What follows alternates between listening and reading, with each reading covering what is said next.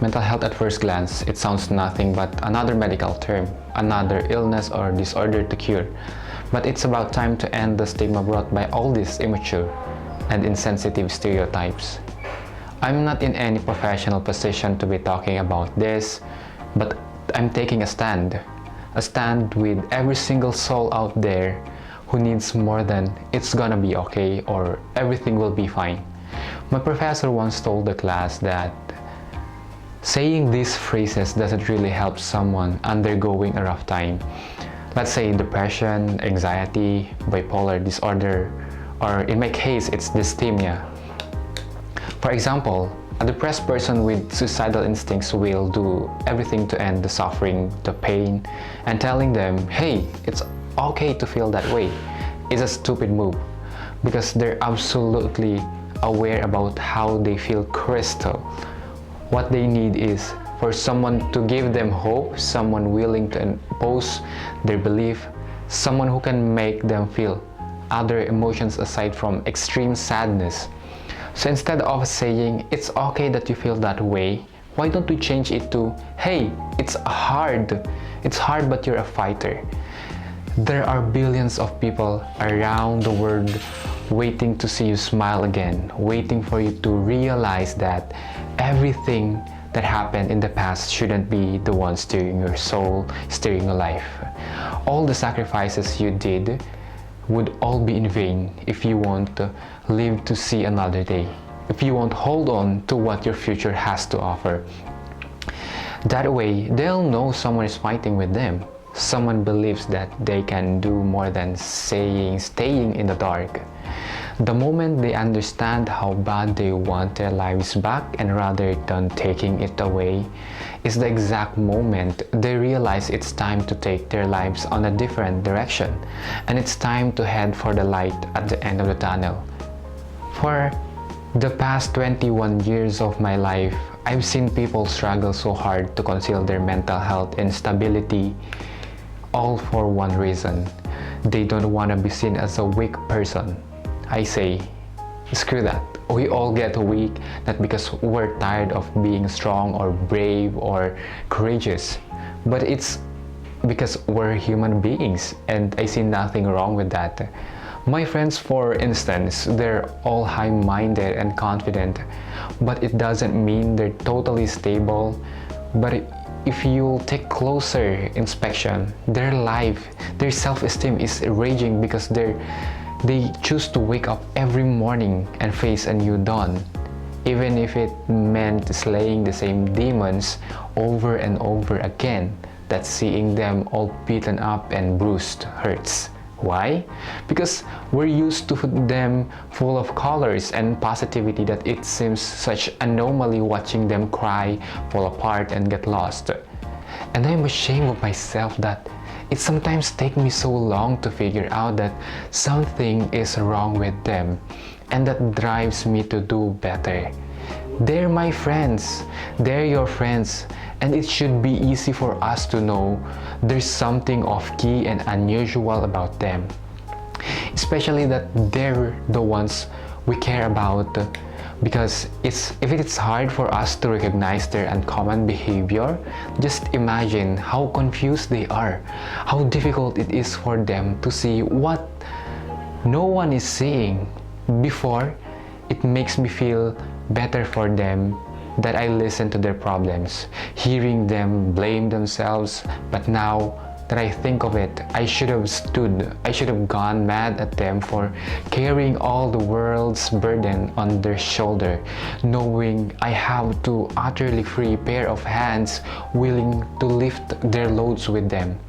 I should have said, cut yourself some slack. You've been through hell. Give your feet some gravity, because if you won't, you'll sink faster in that quicksand you're standing at. I shouldn't have just stared as they single-handedly fought their battles, knowing they could have won earlier with my help.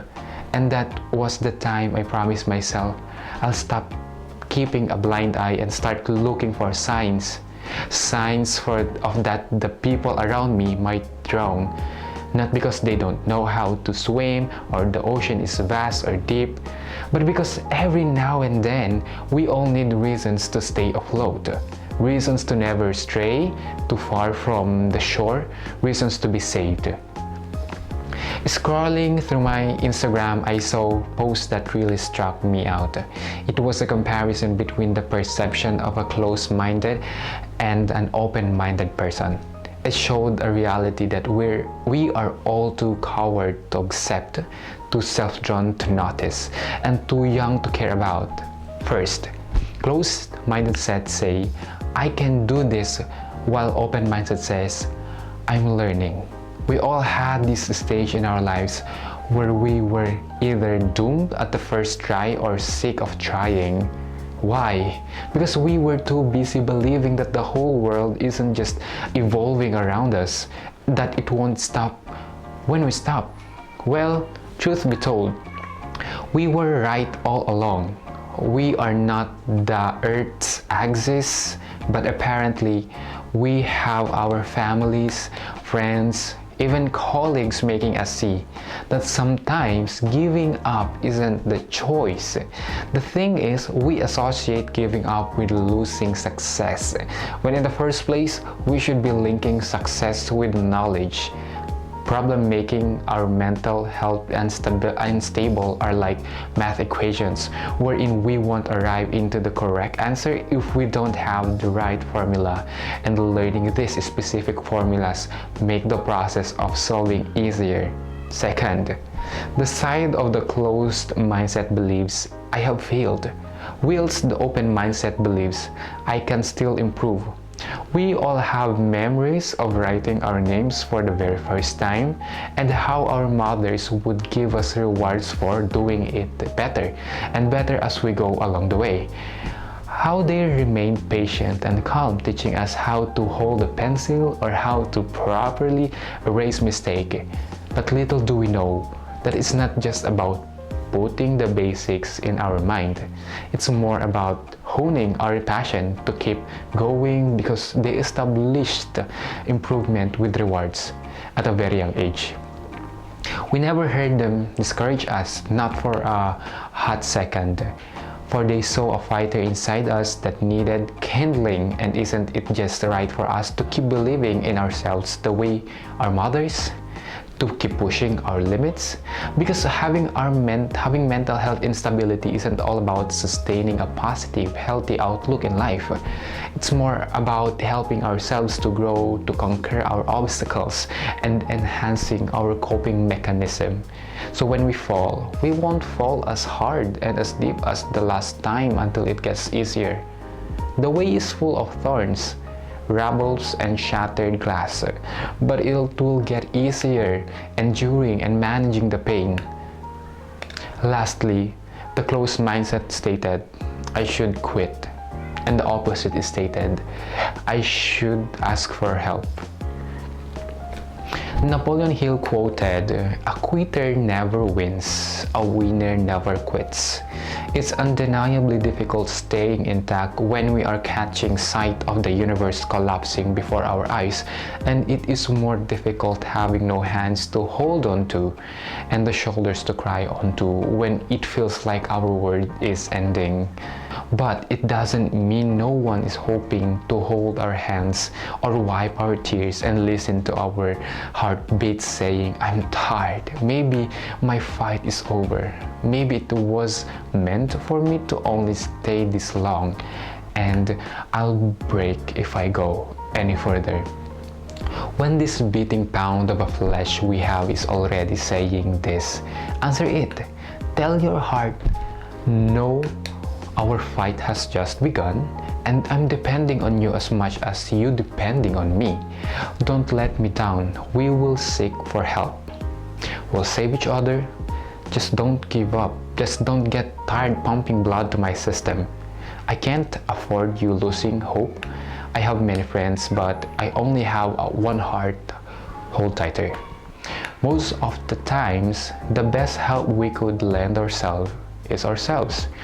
Asking for help is not just about telling people around us what the problem is all about.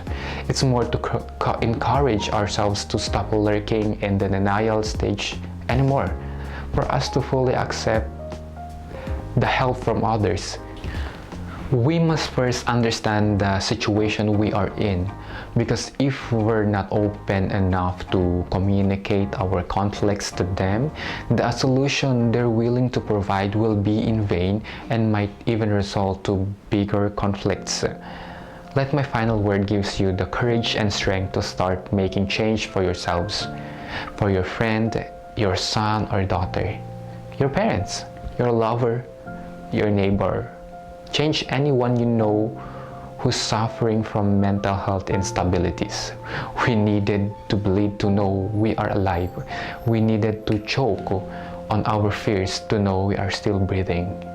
Knocking our boundaries is not in any way easy, but it gets easier the moment we recognize it and start looking at it as a challenge, not as chains and shackles.